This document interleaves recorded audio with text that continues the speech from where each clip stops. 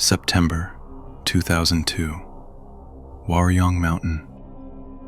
A group of hikers finds a shoe, then a bone, then 4 more. But the real horror wasn't just the remains. It was the clothes. The sleeves of their jackets were tied together in complex, tight knots. Like a ritual, like a trap. These were the Frog Boys, and they had been missing for 11 years. It was a Tuesday morning in March 26th, 1991, Daegu, South Korea. School was canceled that day. Local elections meant an unexpected day off, the kind of Tuesday that feels like a gift when you are 9 years old. 5 boys left their homes that morning. Woo Chul-won, 13, the oldest, the one the others followed without question. Cho Ho-yeon, 12, always moving, always the first to suggest something. Kim Young-gyu, 11. He was already waiting outside before the others had finished breakfast. Park Chan-in, 10. Small for his age.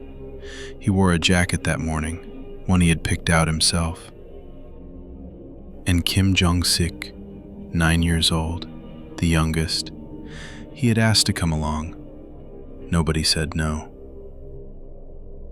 Originally, there were 6 of them. But one boy, Kim Tae-ryong, turned back at the last moment. He hadn't eaten breakfast yet. His mother's voice was still in his head. That small decision saved his life.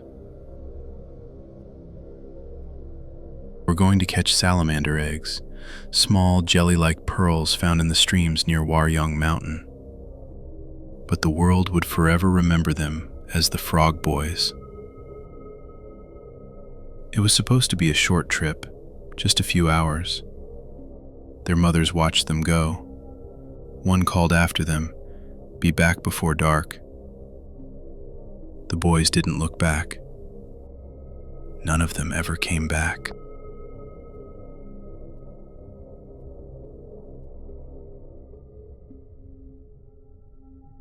By nightfall, the boys had not returned. Their parents went to the mountain. They called out their names.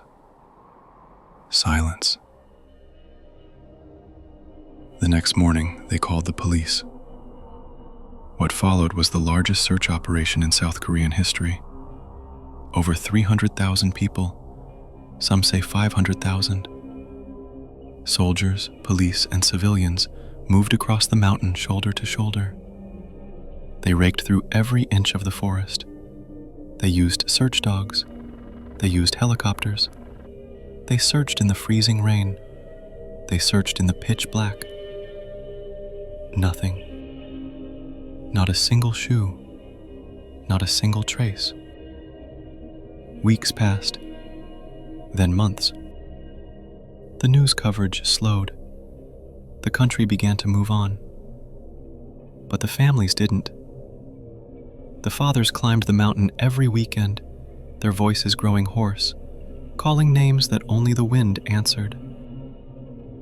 One father spent years driving a truck across the country, his son's face plastered on the side, pleading with a world that was slowly turning its back. 1 year passed, then 5, then 10. The mountain kept its secret. By 1996, the official searches had stopped. 5 years. No bodies, no evidence, no suspects. The case was still open, technically, but in practice it had gone cold. The public had other tragedies to grieve. The world moved on. But for the families, time was frozen. In South Korea, there is a word for what they felt: Han. It has no direct translation. It is a sorrow that settles into the bones and never fully leaves. A ghost that lives inside you. Cholwan's father still climbed the mountain. Ho-Yun's mother still kept his room exactly as it was. While their son's friends grew into men, these parents only grew older, their hair turning gray in rooms that stayed exactly the same. That is what they carried every day. 4,202 days of silence. And then the mountain spoke.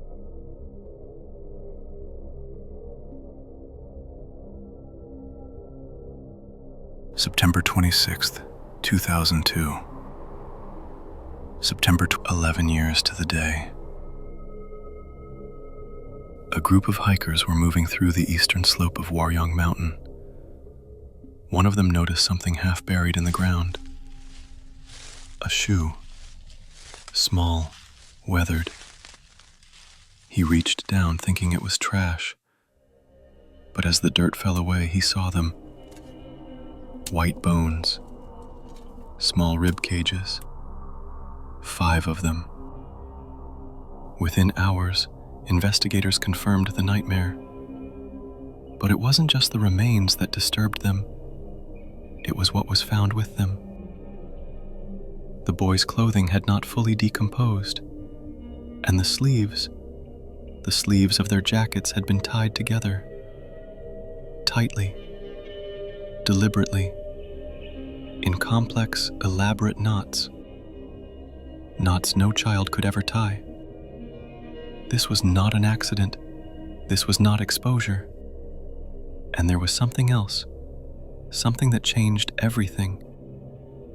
Embedded in the soil, investigators found shell casings. The kind fired from a military rifle. The mountain didn't kill these boys. Someone did. The shell casings. They changed everything. Investigators now had a direction. The boys had not wandered off. They had not gotten lost. They had been killed. And the location, the eastern slope of Waryong Mountain, was not far from a military firing range. In South Korea, military presence is everywhere. This is not a country at peace. The Korean War never officially ended. An armistice, not a peace treaty, was signed in 1953. To this day, over 600,000 soldiers are on active duty. Think of it like this. Imagine living next to an Area 51, a place where things happen that civilians are never told about. The proximity to the firing range raised an uncomfortable question. Could the military be involved? The military claimed no training was held that day, but the lead found in the soil didn't lie. Investigators pursued dozens of leads: a man with a history of violence, a former soldier stationed nearby, a witness who saw a stranger on the trail. They were questioned. They were pressured. None of them were ever charged. Witnesses changed their stories. Evidence went missing. And at every turn, the investigation hit a dead end. The case was going nowhere. There is a question that has never been fully answered. Were 5 boys found less than a mile from where 500,000 people had been looking. The mountain is not a remote wilderness. It sits at the edge of a city. People walk its trails every day. And yet, for 11 years, no one found them.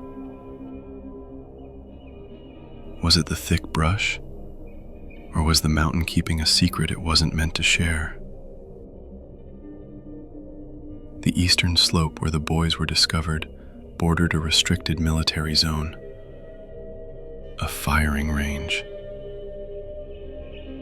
In South Korea, Military zones are not like public parks. You do not wander in. You do not ask questions. And if something happens inside, the public is rarely told. Think of it like living next to an Area 51, classified, controlled, a place where the rules of the outside world don't always apply. When investigators asked about activity in the zone on March 26, 1991, the day the boys disappeared, the military said there was none. It was election day. The range was supposed to be silent. But the shell casings in the dirt told a different story. There are those who believe what happened on that mountain was an accident, a mistake made in a restricted zone, a decision made in the shadows to stay silent. No military personnel were ever officially investigated. No classified documents were ever released. The firing range is gone today, but the silence remains. Over the years, investigators brought in dozens of people for questioning. Neighbors, former soldiers, local men who had been seen near the mountain. One by one, they were questioned. One by one, they walked free. The most prominent suspects had history: a man with a history of violence, a former soldier with an inconsistent alibi. They were pressured, they were interrogated, but they were never charged. In 2002, after the remains were found, the investigation was reopened with new forensic techniques. Still, every lead hit a wall. There is one detail that experts have never been able to explain: the knots. Forensic specialists examined the way the sleeves were bound. They were not random.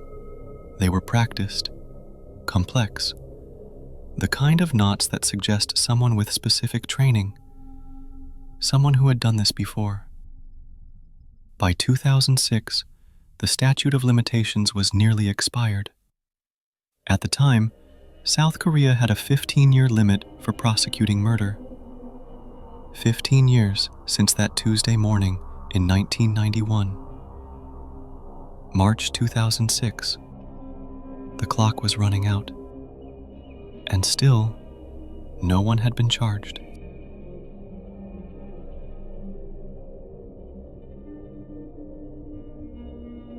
March 26th, 2006. 15 years to the day.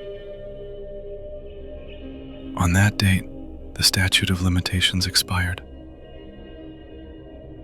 It was now legally impossible to prosecute anyone for the murder of the 5 frog boys. If the killer walked into a police station and confessed, they could not be punished.